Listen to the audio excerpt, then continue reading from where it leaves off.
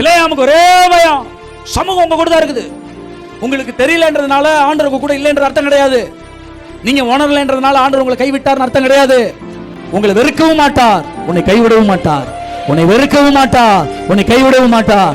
நான் உன்னை விட்டு விலகுவதும் இல்லை, உன்னை கைவிடுவதும் இல்லை. இதோ உலகத்தின் முடிவு பரிந்தும் நான் உங்களோடு கூட இருக்கிறேன். விலக மாட்டார், விலக மாட்டார்.